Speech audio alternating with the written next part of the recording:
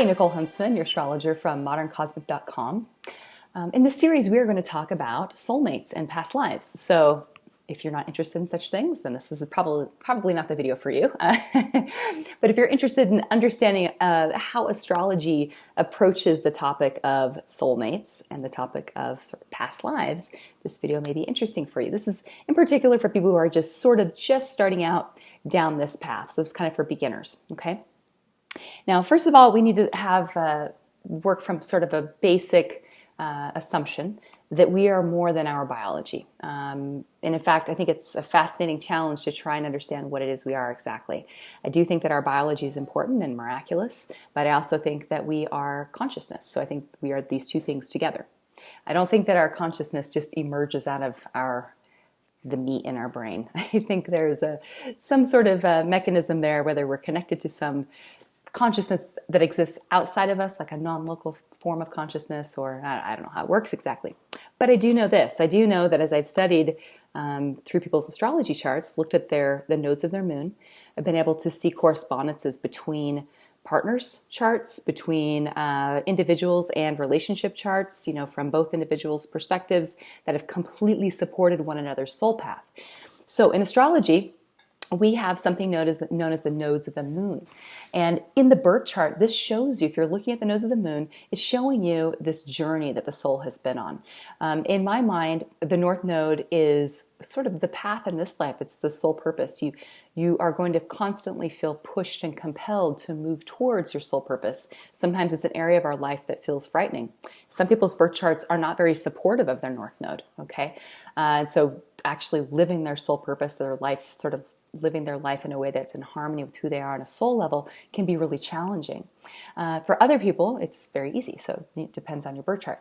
Now, the south node of the moon is considered thematically things that you're bringing forward from the past. So if we believe in past lives, then there's a suggestion that you have some themes that are informing this life, that are challenges that you haven't yet mastered.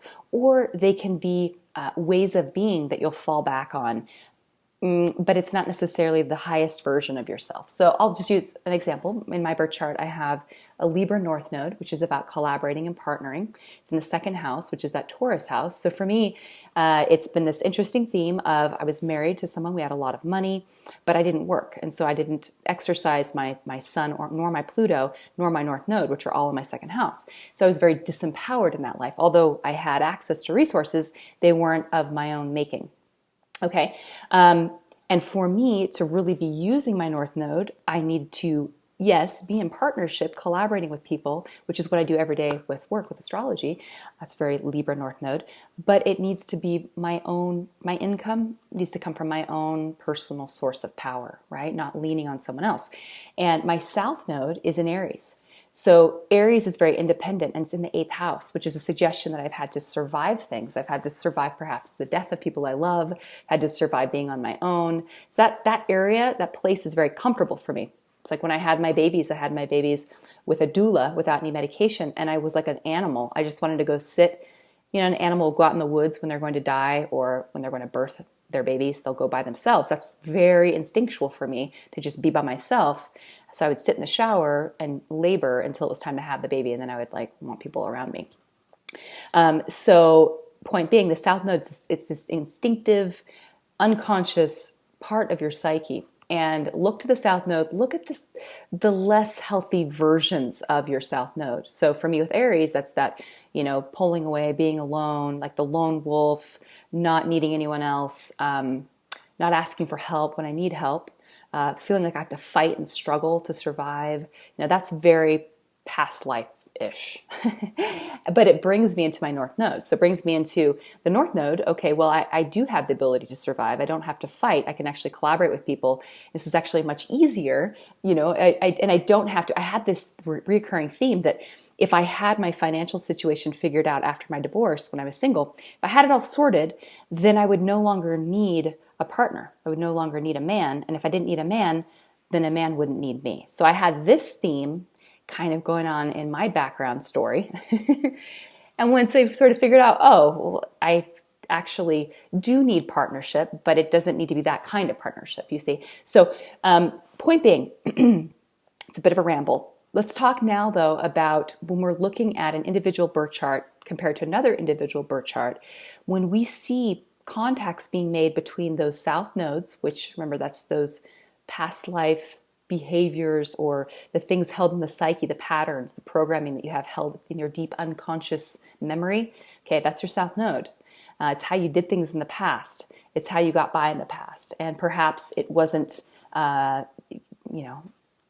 maybe you didn't use the best version of that sign that the south node falls into and the house, okay? Now, when you put two charts together, if your partner makes contact to your south node by conjunction, square, opposition in particular, okay, that's to be noted. And whether it's any of their personal planets, so their luminaries, their sun, their moon, personal planets would be anything from Mercury, Venus, Mars, and then moving out into sort of more the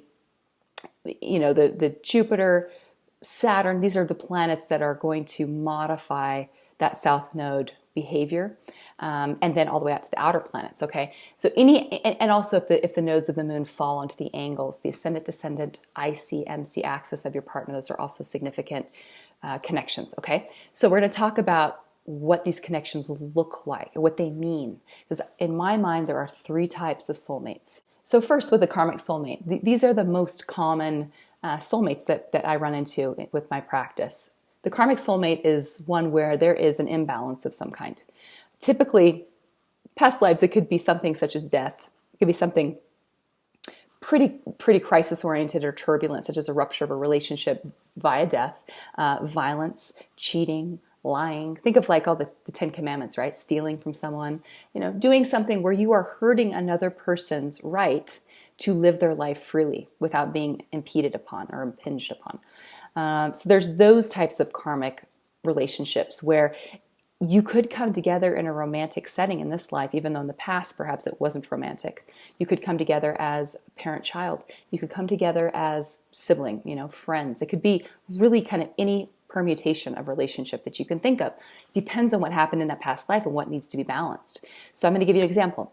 Let's say in a past life, this is an example of a karmic wound that wasn't done on purpose, but it still left a mark that needed to be fixed, okay? So in a past life, let's say you're the mother and you have a son, okay? And let's say that you raise the son to a certain age, you get sick, and then you die and abandon that child, in essence. You didn't do it on purpose, but this child was left without a mother and was in some sense orphaned, okay? Let's say you come forward in this life and you are female again, this person's male again, and this time though it's in a romantic context. So you are now in the context of partnership. And perhaps it's the role in this context for you to birth a child for this person who was a son in a past life, but in a sense to rebirth this person, right? And then to allow him to parent, in a sense, his child that was abandoned, and you also to parent that child, okay? So do you see how that would balance this sort of karmic scale that would heal the wound that exists for both people, the guilt of having left and the sadness of having been abandoned, all right? So that's just an example. Now, I'll give you another example of a possible karmic wound. And by the way, in that scenario, you're wondering what would we see in the birth chart? Okay, so first of all, you're going to see both people's nodes being activated, whether by conjunction, which will tell you if it's maybe the north node, it'll show you how in this current life, how this wound will be healed. Okay, so look at the north node of both people. Then you're going to look at the house placement that each partner's north node falls into in the partner's chart. So if we've got a north node of the woman, and let's say it falls into the third house of the man's chart, perhaps this is activating the part of him where, sorry, to turn this back on, where there's conversation to be had, where there's, maybe even more than one child that they have together, okay? And let's say that then you're looking at the south nodes. On the south nodes where you're going to see the wound. So look for these planets for karmic south node activity. You're going to look for Mars, first of all. Mars is going to be, Mars is the physical body, can be a wound or violence to the physical body. If you've got Saturn with that, making some sort of an aspect as well, that's ending. So that could be death of the physical body. Look at the house that south node falls into. That will tell you which area of the life of the person who was being wounded was wounded, all right? Then you're going to look at the other person's south node and see where it falls in. I know this gets kind of confusing, but you have to look at both of the south nodes and where they fall in each partner's chart, okay? You'll start to see a story unfold, and you'll start to see, oh, okay, there was a death of some kind, abandonment of some kind, if we're talking about this couple from before. Now, also after Saturn, Uranus is another one. With Uranus, this could be something unexpected. In and of itself, if it's just Uranus conjunct or squaring or opposing the south node, it's not necessarily a karmic connection. It's just that if there are other things that indicate a past life with this person, it was something unexpected. It was something out of the blue, or it could have been something that went against societal norms, okay? It could have been something that was a bit of a crazy making aspect as well. It could have been something where there was a relationship they were trying to keep together, but it was very difficult to keep it in the traditional sense of, if it was romantic, of a marriage, okay? Now, after Uranus, move on to, we can look at Neptune. And Neptune is going to be more like, I'm going to give you a scenario right now. So I had a client where I was looking at his chart. He had a lot of Neptune, and it did look like he had in a past life, perhaps he himself rescued someone from drowning. There was some valor and some Neptune and some 12th house and just a bunch of things that I was like, oh, it looks like you maybe had rescued someone. He said, oh my goodness, yeah, actually, I've had this reoccurring sort of vision or dream that I rescued like multiple people from drowning in a past life. And in this life, he's been saved twice from drowning. So to me, that is very much a nice balancing of that sort of debt that was owed. So that's a karmic wound, but it's more one of redemption rather than one of, this really painful imbalance that needed to be fixed. It was just more one, he was able to give other people this opportunity to be redeemers as well and to sort of pay back their debt owed to him. Okay, then we move to Pluto. Now, Pluto is the one that I see many times with romantic relationships or with relationships that involve like power struggles or violence, especially if Mars is involved. This could be one where it's just somebody you either love them or hate them. Remember, Pluto is that energy of extremes. It's also very visceral. So when you have a Pluto connection to someone, a nodal Pluto connection, there's a sense that this person is powerful, that they could have a powerful effect on your life. There's a fated kind of relationship there.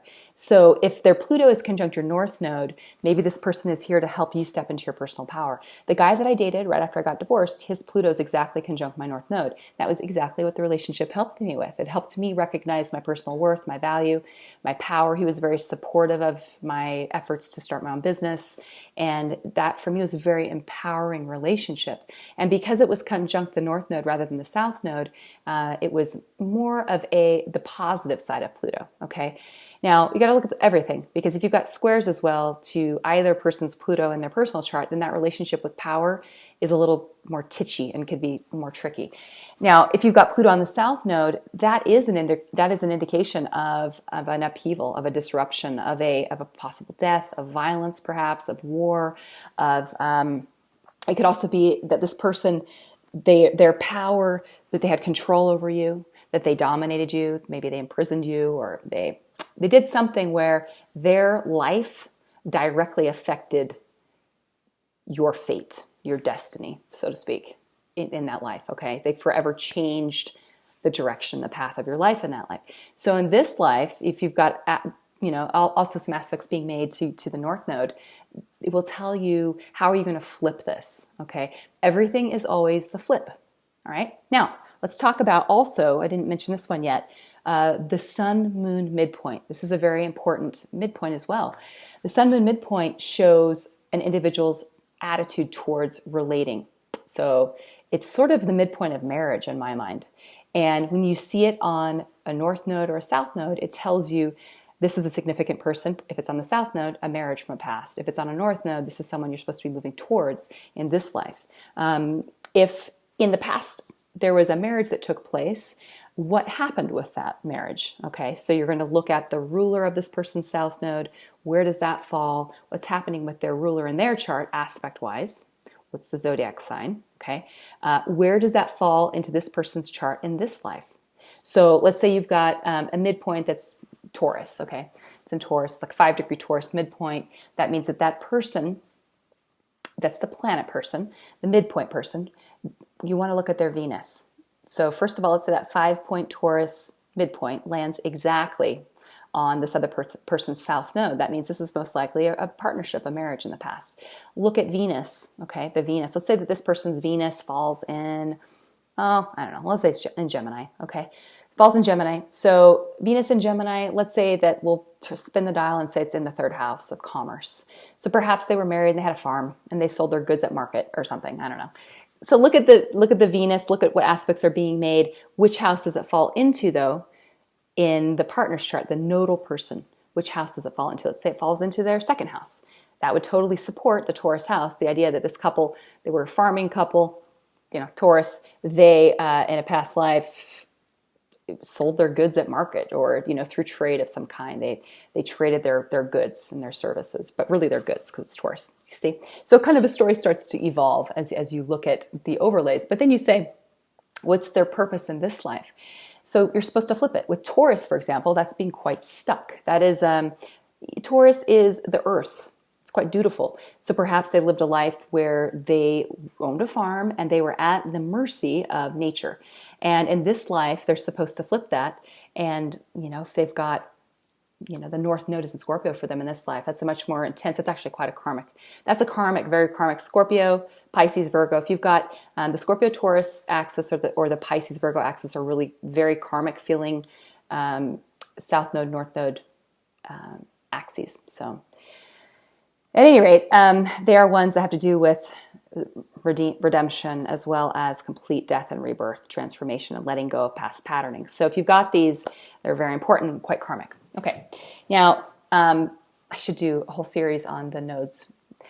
In particular, look at the composite chart and the Davison chart, okay? If you want to know the relationships purpose. Okay, so you looked first at the couples and now we move over to the composite and the Davison. You look at the composite. I personally prefer the Davison because you can move it through space and time. So I love the Davison. But the composite is sort of the last one that I look at just to sort of reinforce the patterns I'm seeing in the other charts and add a little bit of information. Let's say we got the same couple. Let's say just by chance, they also, because they both have in this life a Scorpio North Node, Taurus South Node. Okay, so let's say also their Davison, or let's say their composite. Their composite also has this same axis. So it's sort of really would confirm the nature of this relationship. It shows us that let's say that Taurus South Node falls into the 10th house. That's that house of public identity. The relationship itself, the couple was seen as Taurus farmers. You know, they're seen as farmers, and opposite, they've got Scorpio. In this life, they're supposed to be learning about home and letting go past programming relative to home and transforming their attitude towards home. And depending on the rest of the chart, maybe that's to take a completely non-traditional approach to home. So you see, they're supposed to learn the things they learned from their past, but then transmute it and operate off the flip side of that behavior, that energy. And really with Taurus is very focused in the here and the now, so they are learning about letting go of, it's quite stubborn, so Scorpio, so letting go of control, letting go of power, letting go of issues like, you know, jealousy and who's the boss and power struggles rather. Okay, the second type of soulmate that I run into as I'm meeting with clients would be the companion soulmate or the assisting soulmate. This would show up, it could show up romantically, but many times it shows up through sibling relationships, best friend relationships, mentor-mentee relationships. So this one definitely has a strong flavor of, you definitely see sun many times, perhaps moon. That's sort of more of a parental family thing, like we're from the same family, a sense of belonging at home.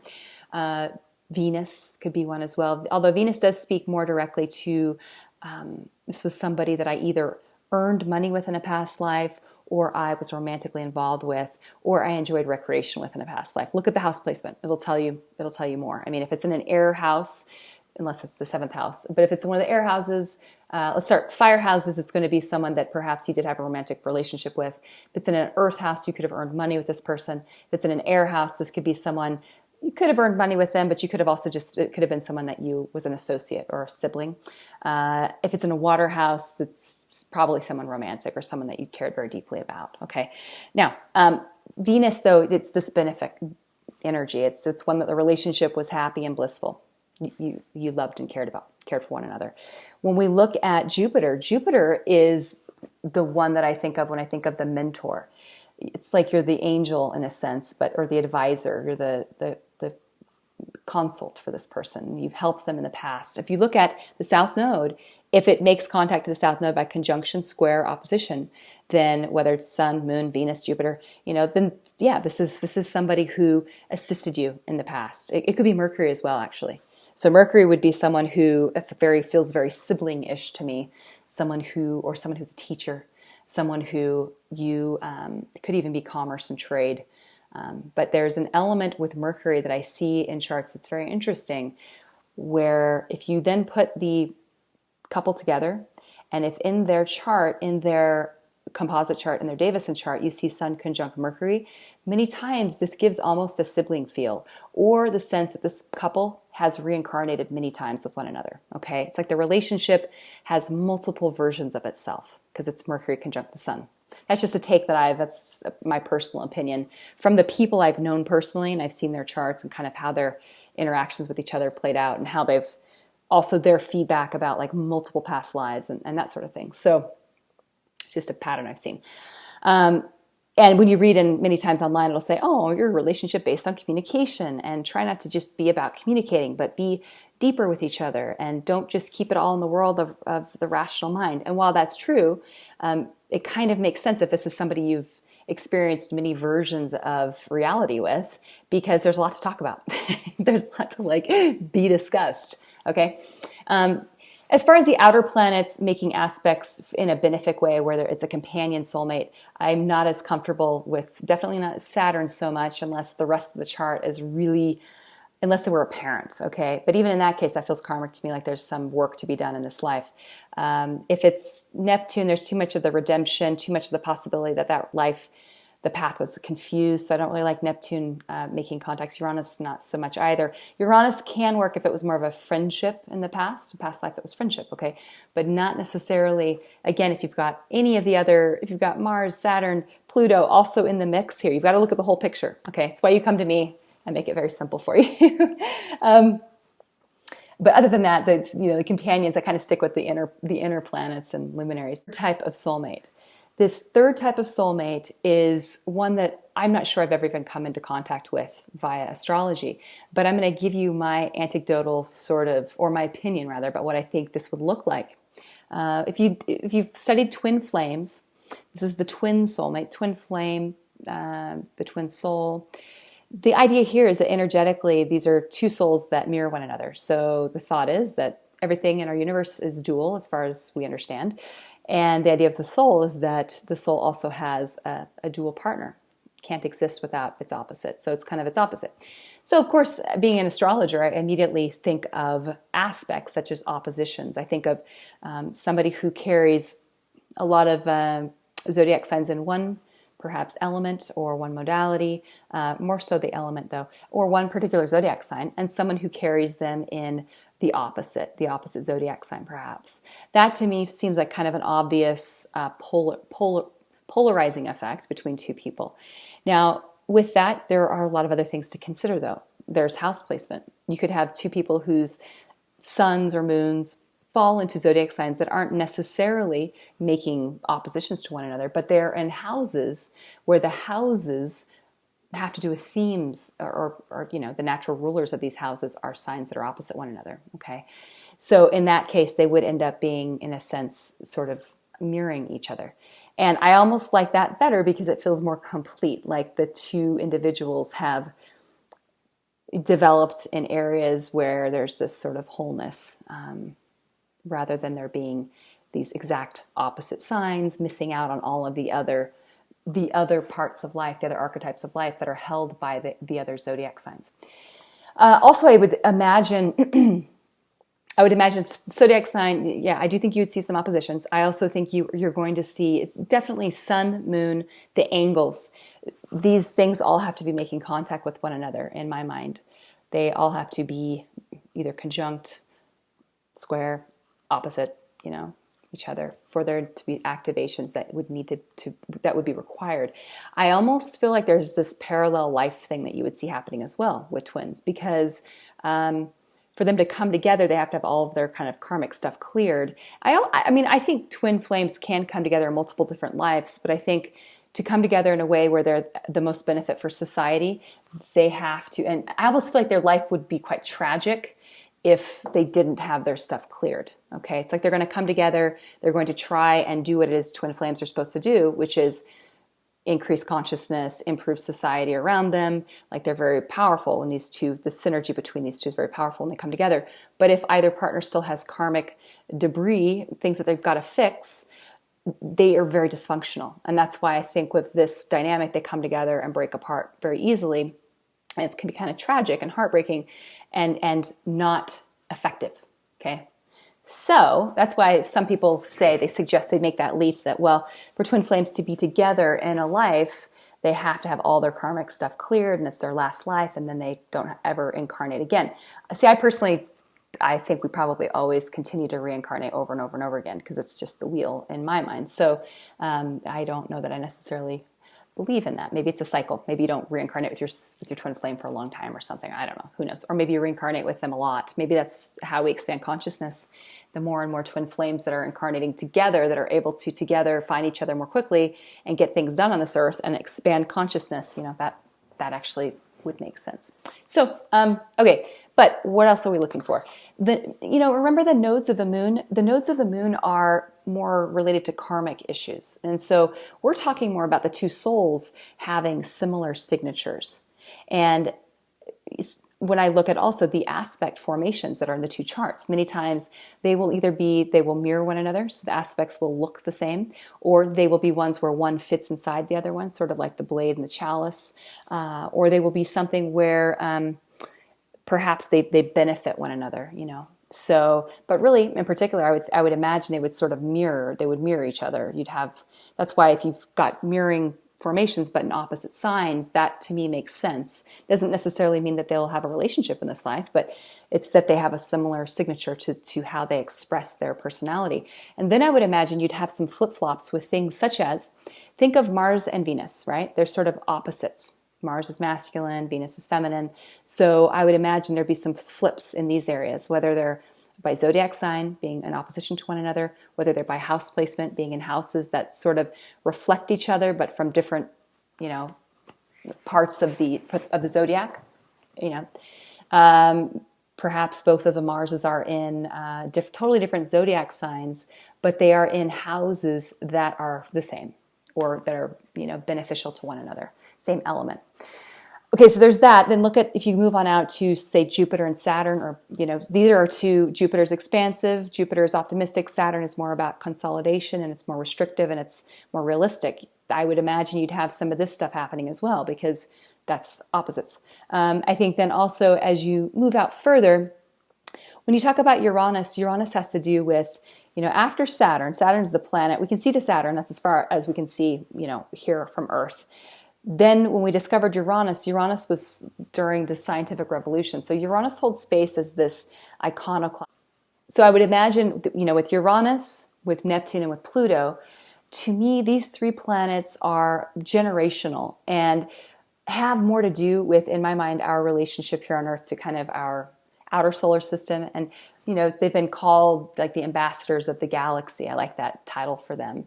And that they're sort of the in-betweens between us here on Earth and the cosmos. And it's because they're slow moving. So they're in the same area of the sky for a bulk of the year. So people who are born during that same year of the same generation are going to have their Neptune, or Uranus, Neptune, Pluto, all kind of in the same zodiac sign in the same area in their charts. So it's more your relationship to the generation you grew up within. So to me, this doesn't play out quite as much when we're looking at the twin flame story. Now, let's say you've got twin flames. Let's say you've got really similar signatures in their, but with oppositions with the planets I was talking about, out to Saturn.